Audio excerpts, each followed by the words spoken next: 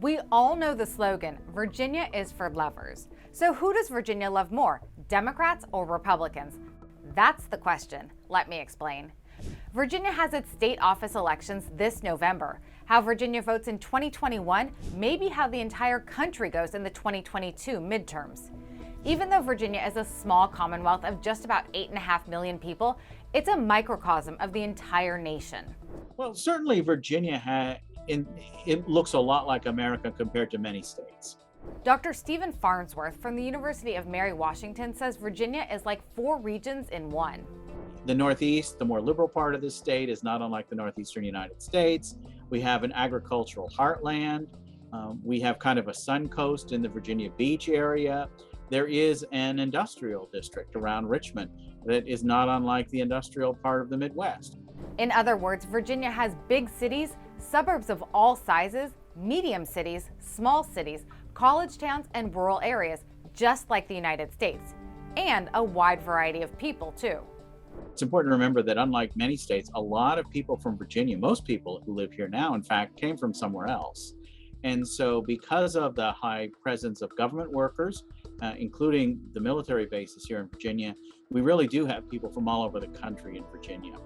To help understand the state's uniqueness, take a look at these gubernatorial campaign ads. To get rural voters, candidates focus on small-town issues and conservative ideals. A lot of politicians don't think about towns like ours. People leaving, businesses closing. But Terry McAuliffe is different. Compare those to the ads running in the D.C. suburbs in Northern Virginia, which lean left. I'm Glenn Youngkin, candidate for governor. I'm a business guy who loves numbers. And the numbers show COVID vaccines save lives. That's why I chose to get the vaccine. Now enter the Trump factor. Part of Virginia loves him while the other part loathes him. A similar dynamic that exists across the entire country. When Trump is no longer president, it seems like the Democratic enthusiasm isn't what it once was. The sweet spot in Virginia, like the rest of the United States, suburbanites, nestled between the city and country.